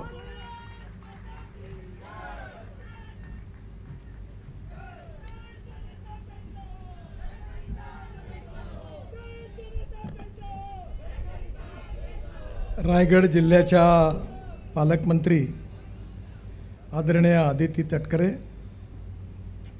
माझे मित्र पार्लमेंटचे सहयोगी खासदार श्री सुनील तटकरे, त्याचप्रमाणे आमदार श्री अनिकेत तटकरे, आमदार श्री भरत गोगावले, त्याचप्रमाणे माझे सहकारी आमदार श्री रवींद्र चव्हाण, पेणचे आमदार आदरणीय रविशेठ पाटील, उपस्थित सर्व मान्यवर बांधवांनो आणि बहिणींनो, खरं म्हणजे सुनीलच्या सुझावामुळे मला आज कोकणात येण्याची संधी मिळाली. कारण हा कार्यक्रमाला काही मी येणार नव्हतो, कारण देशामध्ये एवढे भूमिपूजन आणि उद्घाटनाचे कार्यक्रम आहे की त्याला जर मी जातो म्हटलं तर 365 दिवसही काही पुरत नाही. पण त्यांनी जेव्हा आग्रहाने सांगितलं की तुम्ही आलं पाहिजे, तेव्हा या कार्यक्रमातून मला इथे येण्याची खूप आनंद याकरता झाला की मुंबई गोवा रस्त्यावरून मी अनेक वेळा महाराष्ट्राचा मंत्री असताना मला जाण्याची संधी मिळाली आणि त्या ट्रॅफिक जाममध्ये मी अनेक वेळा फसलो आहे. एक खोपटा काहीतरी पूल होता, खोपटा पूल का काहीतरी होतं, खारपाडा, त्या पुलावर पुष्कळ वेळा अडकलो आहे. पण त्याच काळात तो पूल बांधण्याची संधी मला मिळाली. त्यामुळे यावेळी कोकणामध्ये ज्या सागरी मार्गाचा उल्लेख केला, तुला आठवतं त्यावेळी माधव गडकरी होते, पत्रकार संपादक, आणि माधव गडकरी मला भेटायला आले आणि त्यांनी मला सांगितलं की नितीन, तुझ्या आयुष्यात काही करता आलं तर एवढं काम जरूर कर की हा सागरी महामार्ग जो आहे हा तू जर बांधला तर कोकणाचं कल्याण होईल. आणि त्या काळामध्ये मी महाराष्ट्राचा बांधकाम खात्याचा मंत्री असताना सागरी मार्गावर एकंदर 22 किंवा 23 पूल होते. त्यातले 18 पूल मी माझ्या काळातच बांधकाम मंत्री असताना बांधून पूर्ण केले. त्यातला एक पूल खूप कठीण होता, त्याचं नाव रेवस करंजा. त्यावेळी त्या पुलाची किंमत ही 400 कोटी रुपये होती. मला वाटते अजूनपर्यंत तो बांधला गेला नाही ना? हां, टेंडर निघाला आहे. आता कदाचित तो 1000 कोटी रुपयाचा असेल. 1000चा आहे ना? 3000. म्हणजे ज्यावेळी मी बांधायचा ठरवलं त्यावेळी तो 400 कोटीचा होता, आता 3000 कोटी रुपये. आणि हा पूल झाला की मग हा रस्ता करता येणं शक्य आहे. आणि हा खरोखर कोकणाचं निसर्ग सौंदर्याचा आनंद घेणारा रस्ता आहे. आणि म्हणून आदितीने ज्याप्रमाणे सांगितलं त्याप्रमाणे भारतमालामध्ये 2 मध्ये मी सागरी महामार्गाचा समावेश करून हा सागरी महामार्ग नक्की पूर्ण करून देईन असा विश्वास देतो. तिने या ठिकाणी छत्रपती शिवाजी महाराजांच्या किल्ल्याबद्दलची माहिती दिली. त्या काळामध्ये मी पण अनेक वेळा किल्ल्यावर आलो. त्याच्यातलं आता काही माझ्या ओळखीचा फक्त आता सतीश धारप बसलेला दिसतो आहे समोर. त्याला त्या काळामध्ये अनेक वेळा सतत माझ्याकडे तो यायचा आणि या ठिकाणी असं झालं तसं झालं, हे होत नाही ते होत नाही सांगत राहायचा. त्यामुळे छत्रपती शिवाजी महाराजांचे सगळे किल्ले हे कोकणाच्या पार्श्वभूमीवर आहे आणि तुम्ही आता पर्यटन मंत्री आहे, त्यामुळे माझ्याकडे सध्या ropeway, cable car, funicular railway, public transport, electricity हे सगळं आहे. तेव्हा तू जेवढे प्रपोजल पाठवशील तेवढ्या किल्ल्यावरचे तेवढे प्रपोजल मी पूर्ण करून देईन.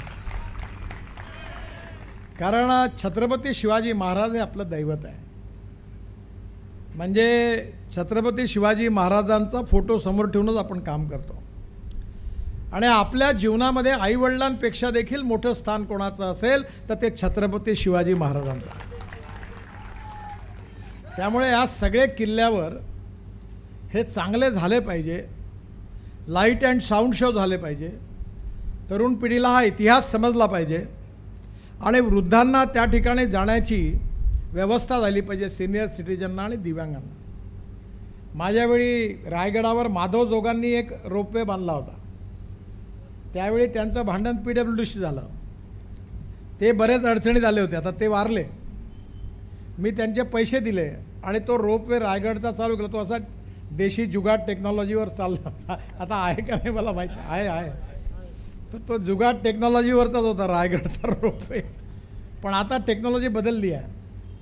मी डॉफल मेयरची ऑस्ट्रियन टेक्नॉलॉजी आणली आहे आणि आता जगातून चांगली टेक्नॉलॉजी, हवेत उडणारी बस सुरू करणार आहे. आता 250 लोक बसतात, हवेतून उडते. त्यामुळे छत्रपती शिवाजी महाराजांच्या या सगळ्या किल्ल्यांकरता मी नक्कीच रोपवे बांधून देईल. तुमच्याकडे प्रस्ताव पाठव. आणि मी एक असा मंत्री आहे की माझ्याकडे पैशाची काही अडचण नाही. त्यामुळे नक्की हा रोपवे आपण बांधूया. दुसरं ट्रक टर्मिनस करता मुंबई गोवा रस्त्यावर 10 पॅकेजेस आहेत. तेव्हा प्रत्येक पॅकेजमध्ये 2 ट्रक करता ले बाय त्याचे ट्रक टर्मिनल आहेत. पण मी आता सुनीललाही सांगितलं, तुलाही सांगतो, जर या रोडवर शासकीय जमीन उपलब्ध असेल तर त्या ठिकाणी लॉजिस्टिक पार्क किंवा विशेषतः ट्रक टर्मिनल करता मी माझ्या पैशांनी महाराष्ट्र सरकारने आम्ही मिळून बांधून द्यायला तयार आहे. आम्ही 2 लाख कोटी रुपयाचे, आता हे म्हणतील पुन्हा तुम्ही आकडे सांगता, आम्ही लॉजिस्टिक पार्क बांधतो आहे. तर मी नक्कीच तुम्हाला या ठिकाणी बांधून देईन. यात कुठल्याही प्रकारची काही अडचण नाही आहे. एक महत्त्वाची गोष्ट अशी आहे की जेव्हा सुनील माझ्याकडे आला होता त्यावेळी चुकीने या रस्त्याला सिमेंट कॉन्क्रीटचा नाही आहे, हा बिटुमिनचा रस्ता मंजूर होता. तेव्हा या रस्त्याने मला जेवढा त्रास दिला तेवढा मी आयुष्यात कुठल्या रस्त्याकरता घेतलाही नाही. आणि लोकांनी मला शिव्या दिल्या त्या अयोग्य आहे असं मला म्हणायचं नाही, कारण त्रास एवढा होतो. एक दिवस राज ठाकरेंच्या पत्नीनी पण मला रात्री फोन करून, अहो गडकरी साहेब सगळं देशात काम करता, कमीत कमी हा रस्ता करा म्हणून 12 वाजता फोन केला होता. त्यामुळे या रस्त्यामुळे खूप त्रास झालेला आहे आणि हा व्हावा दूर म्हणून तुम्हाला आश्चर्य वाटेल. तसे माझ्याकडे कोणी कॉन्ट्रॅक्टर घेत नाही, कारण माझ्याकडे पैशाचे व्यवहार होत नाही.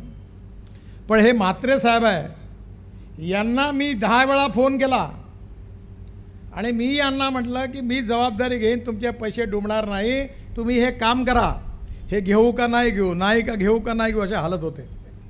म्हणजे कॉन्ट्रॅक्टर मंत्र्याला मस्का मारायच्या ऐवजी मंत्र्याला कॉन्ट्रॅक्टरला मस्का या रोड करता मारावा लागला. आणि आता मी त्याची काळजी घेतो, कारण सरकारी नियमात त्याचे पैसे मिळणं वगैरे अडचणीत मिळलं, तू माझा शब्द आहे, मी तुम्हाला पैसे काढून देईन. आणि मी यांना मदत करतो, केव्हा आले की त्यातून मार्ग काढतो. त्यामुळे हा रस्ता जो आहे हा, पण याच्यातली काही वस्तुस्थिती जी आहे ते कसं आहे, कुणाच्या खांद्यावर कुणाचे ओझे, ते गाणं या रस्त्याकरता योग्य आहे. हा रस्ता 2010 साली हे पूर्ण रस्त्याचं काम, याच्यावर 45,000 PCU सध्या ट्रॅफिक आहे. आणि त्यावेळी भुजबळ साहेब बांधकाम मंत्री होते, त्यावेळी त्यांनी BOTवर हा रस्ता सुप्रीम इन्फ्रास्ट्रक्चर प्रोजेक्टला अवॉर्ड केला 2010 साली. त्याची अपॉइंटमेंट डेट डिसेंबर 2011ला दिली गेली. त्याची किंमत 942 कोटी होती. फायनान्शियल क्लोजर स्टेट बँक आणि अन्य बँका, त्यांनाही मस्का मारूवर माझा किती वेळ गेला, किती वेळा मी स्टेट बँकेच्या MDला फोन केले आणि त्यांनी याला 1206 कोटी इतक्या रकमाचे कर्ज दिले. त्या स्टेट बँकेबरोबर 6 बँका होत्या आणि या प्रकल्पास 272 हेक्टर इतक्या जमिनीचं भूसंपादन करायचं होतं. थोडं मी स्पष्ट बोलणारा असल्यामुळे नाराज नका हो तुम्ही, पण कोकणामध्ये जमीन ॲक्विजिशन करणं खूप कठीण आहे. एक तर तुकडा छोटा, त्याच्यात 6 मालक, 6 भावाचे 10 भांडणं, आणि त्याच्यात 4 पार्टीचा हस्तक्षेप, आणि त्यात जिल्हाधिकाऱ्याची कसोटी. तुम्ही पण इतिहास रचणारेच आहात. आणि हे 2010 साली झालेलं लँड ॲक्विजिशन अजूनही 100% पूर्ण झालेलं नाही आहे. अनेक ठिकाणी अडचणी आहेत, आणि त्याच्यापैकी या कॉन्ट्रॅक्टरचे 12 वाजले. आता ते पुष्कळसं पूर्ण झालेलं आहे. कर्नाळा पक्षी अभयारण्य असल्यामुळे तिथे फॉरेस्टवाल्यांनी काम बंद पाडलं. त्या ठिकाणी फ्लायओव्हर बांधणं गरजेचं होतं, आणि फॉरेस्टचा क्लिअरन्स पाहिजे होता. त्यांनी छळलं पुष्कळ. म्हणजे या रस्त्याची किंमत वाढवण्यामध्ये त्यांचंही मोठं योगदान आहे, आणि त्यांच्या त्रासाबद्दल एक पुस्तक लिहू शकेन मी, पण आता मी काही बोलत नाही त्याच्यावर. आता फॉरेस्टच्या अडचणी आणि कंत्राटदाराची आर्थिक अडचण, मग कंत्राटदार लंबा झाला, तो जवळपास बँक करप्ट झाला, आणि त्यामुळे प्रोजेक्ट बंद पडला. लोकांना त्रास व्हायला लागला, आणि त्यामुळे हे सगळे प्रकल्प होते. मी जेव्हा मंत्री झालो तेव्हा 406 प्रोजेक्ट 3,85,000 कोटी रुपयाचे बंद पडले. आणि दुर्दैवाने याच्यात कॉन्ट्रॅक्टर 30% जबाबदार असतील, तर 70% शासकीय यंत्रणा जबाबदार होत्या. कुठे लँड मिळाली नाही, कुठे ROBचं क्लिअरन्स मिळालं नाही. ROB रेल्वेवाल्याने खूप तकलीफ दिली. ते महेशला विचारा, आमचीच जागा आहे म्हणे, त्याची जागा नव्हती. त्यामुळे एकेकाला समजोता अडचणी येत गेल्या. पण आता याच्यामध्ये आम्ही एकदा वन टाईम फंड ग्रँट म्हणून 540 कोटी रुपये टाकले भारत सरकारकडनं, कारण कॉन्ट्रॅक्टर संपला होता. त्या उर्वरित निधी कंत्राटदाराला बँकेने देणं अभिप्रेत होतं. बँकेने हात वरती करून दिले. शिवाय मी खात होतो. त्यांना 4 वेळा बोलवलं. त्याच्यात SBI व इतर बँकाबरोबर बऱ्याच बैठकी घेतल्या. रस्त्याची स्थिती खराब होती, आणि त्यामुळे हे जे 540 कोटी ते रस्ता पूर्ण झाला नाही. आणि आता जो आपण सिमेंट कॉन्क्रीट रोड बांधतो आहे, तो मी माझ्या डिपार्टमेंटच्या पैशातून तुमच्या म्हणण्याकरता तो सिमेंट कॉन्क्रीटमध्ये कन्वर्ट करून 540 कोटी रुपये वरतून टाकतो आहे. पण शेवटी नाराज होऊन मी टर्मिनेट केला प्रोजेक्ट. टर्मिनेट केल्यावर बँकेच्या हातात काही नाही मिळालं. स्टेट बँकेचे MD मला नाराज होऊन म्हणाले, साहेब मी 1000 कोटींनी गड्ड्यात गेलो, याच्यात माझा काही मार्ग काढा. म्हटलं 10 वेळा तुम्हाला समजावलं की तुम्ही मार्ग काढा, तुम्ही काढला नाही. शेवटी नाही त्यांनी टर्मिनेट केलं. आता तो हायकोर्टात केस घेतली, त्याला स्टे मिळाला नाही. मला स्टे मिळाला, नंतर तो स्टे रद्द झाला. आणि आता हा प्रकल्प जो आहे हा तुकड्यामध्ये 11 पॅकेजेसमध्ये आहे. 2 पॅकेजेसमध्ये अजूनही गडबड सुरू आहे. कालच माझ्याकडे मीटिंग झाली. मी वैतागलो या मुंबई गोवा रस्त्याकरता, आणि आता त्याचेही प्रश्न सुटले आहेत. मला वाटतं एक काम म्हात्रे साहेबच करतात आहे, आणि त्याचे बहुतेक प्रश्न सुटले आहेत. यांचं काम सुरू आहे. त्यामुळे जास्तीत जास्त 1 वर्षाच्या आत मुंबई गोवा या रस्त्याचं काम पूर्ण करण्याचा मी पूर्ण प्रयत्न करेन, असा विश्वास तुम्हाला देतो. मला कल्पना आहे की तुम्हाला याचा त्रास होतो आहे, पण 100% शिव्या मला देऊ नका. काही शिव्या त्या वेळेच्या अनेक लोकांकडे ट्रान्सफर करा, आणि उरलेला 25-30% मला द्या, तर त्या जस्टिफाय होतील. खरं म्हणजे मी गमतीच म्हटलं, पण मी ही जबाबदारी काही टाळणार नाही. हा रस्ता आता पूर्ण केल्याशिवाय राहणार नाही, आणि नक्कीच हा 1 वर्षाच्या आत आपण पूर्ण करू. आज या ठिकाणी अजून एक माझा खूप इंटरेस्टचा विषय होता, तो म्हणजे JNPT. मी माझ्या काळामध्ये JNPTमध्ये 1,00,000 कोटी रुपयाची कामं केली. आज आता 3,000 कोटी रुपयाच्या रस्त्याचं, आणि ते पनवेल जंक्शन म्हणजे ऐतिहासिक होतं. त्या रस्त्यात जर कोणी पनवेल जंक्शन, त्याचं भूमिपूजन माझीच चूक आहे ती, की जेव्हा बाळासाहेब ठाकरेंनी मुंबई पुणे एक्सप्रेस हायवेचं उद्घाटन केलं, तेव्हा त्या मॅकडॉलपासून जिथून रोड सुरू होतो त्याच्यात मी पनवेल जंक्शन टाकायला पाहिजे होतं. पण त्याचा खर्च जास्त होता. MSRDCजवळ पैसे नव्हते. त्यामुळे त्यावेळेच्या अधिकारी म्हणाले, साहेब हे पैसे कुठून आणायचे. ते वारगळलं, आणि ते पनवेलचा तिथं काही एक पूल बांधला आम्ही सरळ, त्याचा अभ्यास काही पूर्ण माहीत होता अडचण येणार आहे. आणि तिथे अशी स्थिती आहे की मी परवा त्याच्यावर जेव्हा मीटिंग झाली तेव्हा आमच्या सेक्रेटरीला सांगितलं की आप एक ही काम करना, पनवेल जंक्शन में जाना, ग्लास नीचे करना और मुंडी निकाल के बाहर देखना, आपको कैसा आनंद मिलता है, जरा देखो कितना पोल्यूशन है वहाँ. इतकं पोल्यूशन आहे तिथे. पण आज मला आनंद आहे की 1200 कोटी रुपयाचं 1 लेअर 2 लेअर मोठं जंक्शन आज त्याचं भूमिपूजन होत आहे आणि त्याही कामाला आज सुरुवात होते आहे. याच्यामध्ये सगळ्यात चांगलं जे आहे JNPTचं, त्याचं आता तुम्ही फॉलोअप करा. मी त्या खात्याचा मंत्री नाही आहे, पण 2016मध्ये 570 कोटी रुपयाचं एक स्पेशल इकॉनॉमिक झोन मी सुरू केलं. त्याच्यानंतर पुन्हा त्यात आता 24 कंपनी आलेल्या आहे. त्या 60,000 कोटी रुपयाची गुंतवणूक येणार आहे आणि यातून जवळपास 1.5 लाख कोकणातल्या तरुणांच्या हाताला काम मिळणार आहे. आता तिथे आतले काही पैसे मंजूर करून मी सिडकोला 400 कोटी रुपये दिले आहेत. 1 वर्षापासून ते कामच सुरू करत नाही, पैसे डिपॉझिट केले.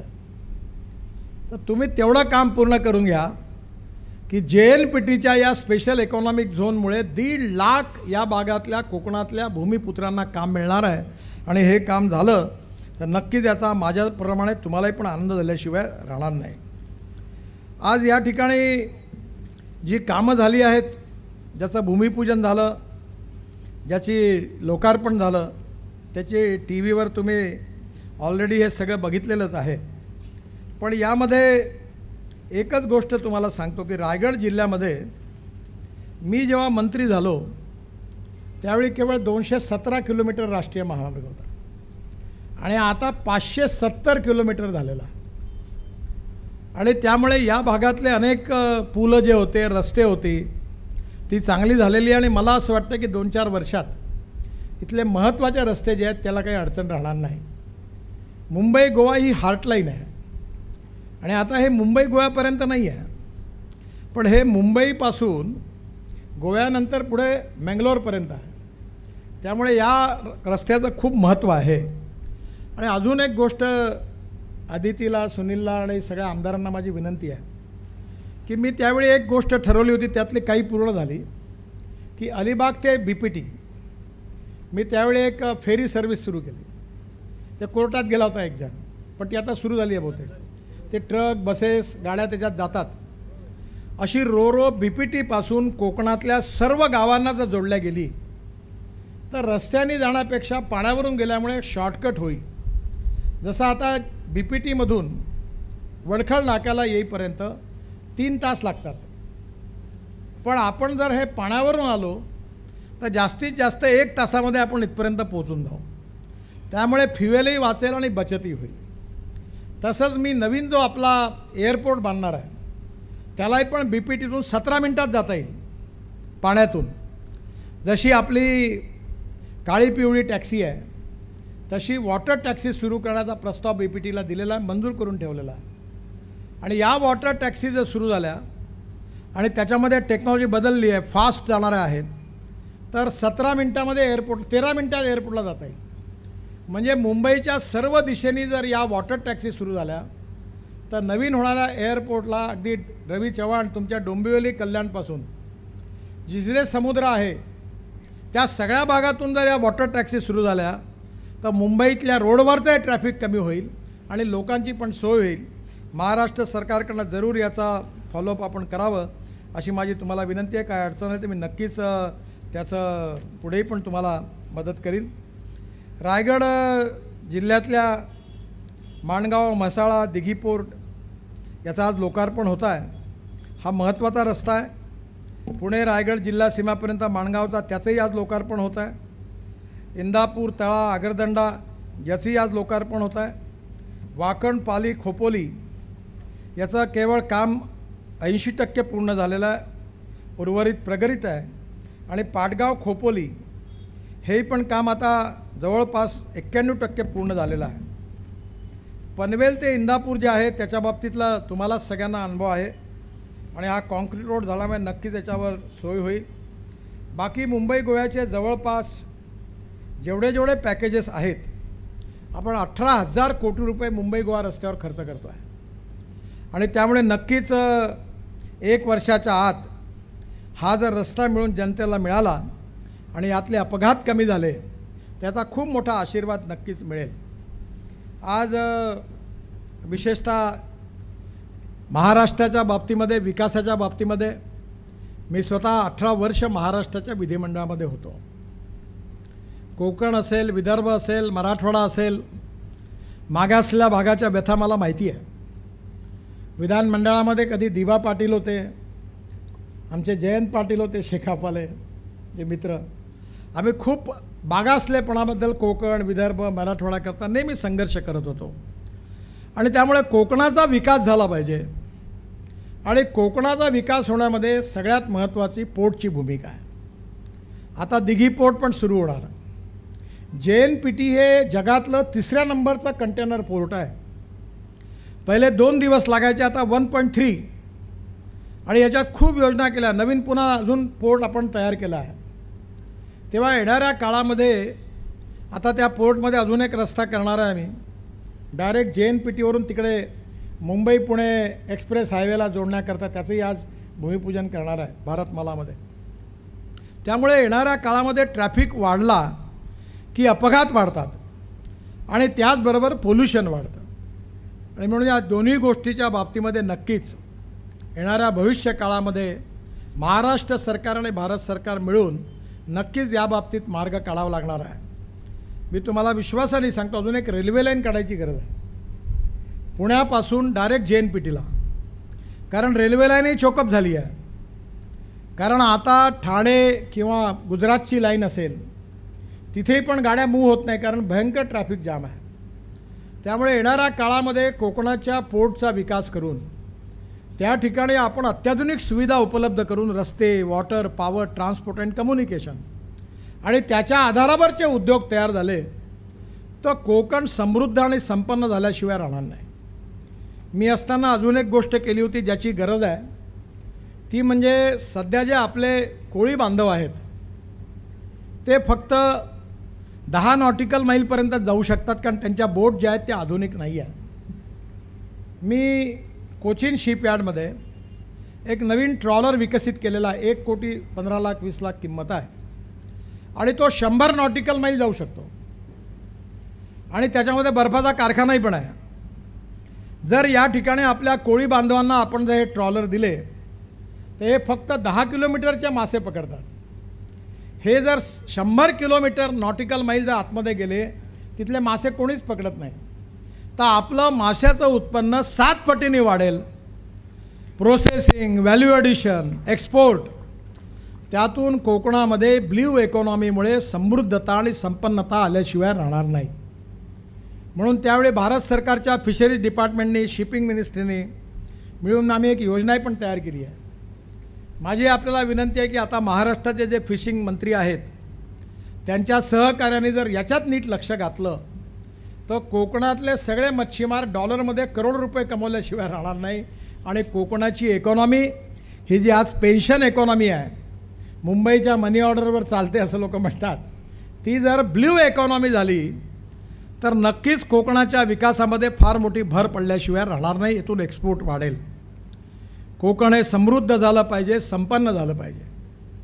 हा निसर्गरम्य परिसर आहे. पर्यटनाला खूप मोठी पोटेन्शियल आहे. सागरी महामार्ग मी भारतमाला 2मध्ये टाकून नक्की पूर्ण करून देईन. आणि त्याचबरोबर मुंबई गोव्याच्या बाबतीत आत्ता गावाच्या मधून जाणारे रस्ते आहेत, तर तुम्ही जर लँड ॲक्विशन नसेल, मी लँड ॲक्विशनला पैसे नाही देणार, अतिक्रमण काढावं लागेल. भाजपचं असो का, काँग्रेसचं असो का, NCPचं असो, त्याच्यात कॉम्प्रोमाइज नाही करायचं. ते जर तुम्ही कराल तर मी हे आतले रस्ते सिमेंट कॉन्क्रीटचे करून हे गावं सगळे सुंदर करून द्यायला तयार आहे. तुम्ही प्रपोजल घेऊन या आणि मग एकदा की ते चांगले झाले का तुमच्या नगरपालिकेला मी स्वाधीन करून देतो. त्यामुळे जेवढे रस्ते तुम्ही सांगाल ते करून देईल. नवीन बायपास तयार करायचे असतील काही गावाकरता तर तुम्ही लँड ॲक्विशन महाराष्ट्र सरकारला करायला सांगा. बाकीचे रोड मी बांधून द्यायला तयार आहे. त्या रोडच्या बाजूला काही डेव्हलपमेंट पण करता येईल तर त्या बाबतीमध्येही तुम्ही जर प्रपोजल द्याल तर नक्की मी करून देईन. मला विश्वास आहे की आज विशेषतः बऱ्याच दिवसांनी या कार्यक्रमात येण्याची संधी मला मिळाली, कारण मी महाराष्ट्रातच जवळपास माझं येणं कमी होतं आणि त्यामुळे आपल्या सगळ्यांच्या भेटीगाठी होत नाही.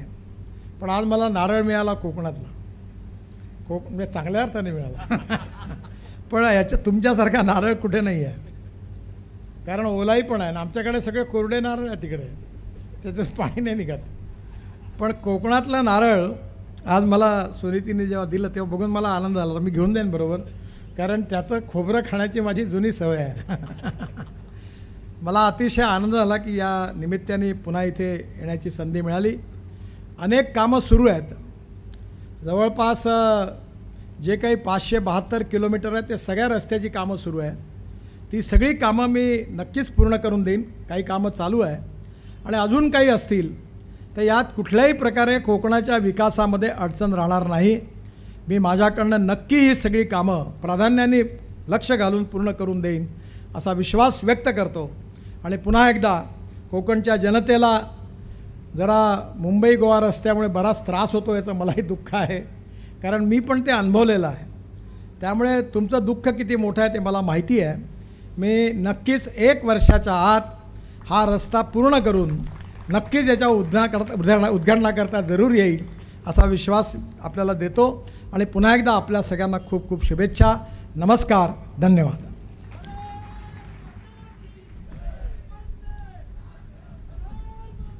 माननीय गडकरी साहेबांच्या या आश्वासक शब्दांमुळे आपल्या प्रगतीची ऊर्जा वाढली. नंतर सुरवासे साहेबांना विनंती करतो की त्यांनी थोडक्या शब्दात या ठिकाणी आभार प्रदर्शन करावं आणि त्यानंतर राष्ट्रगीत होणार आहे. कृपया आपण सगळ्यांनी स्थानापन्न व्हावं.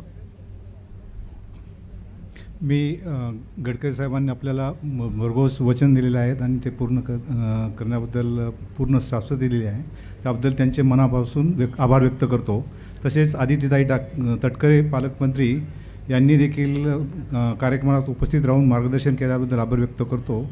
तटकरे साहेब आणि सर्व आमदार महोदय, लोकप्रतिनिधी सर्वांनी कार्यक्रमात उपस्थित राहून कार्यक्रमाची शोभा वाढवल्याबद्दल त्यांचे आभार व्यक्त करतो.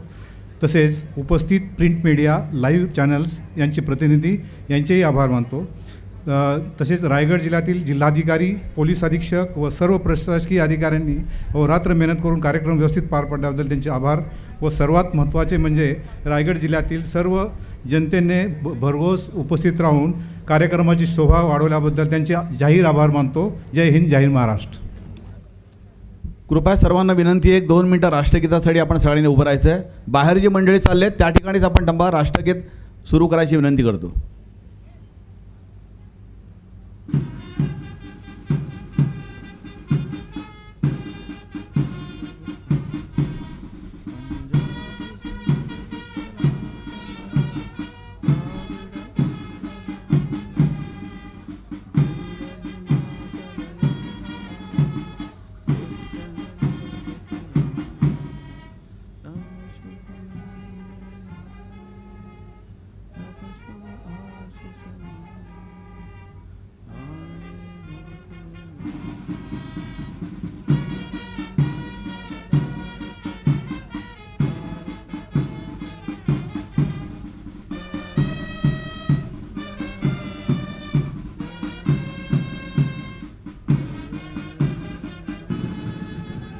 भारत माता की, भारत माता की, वंदे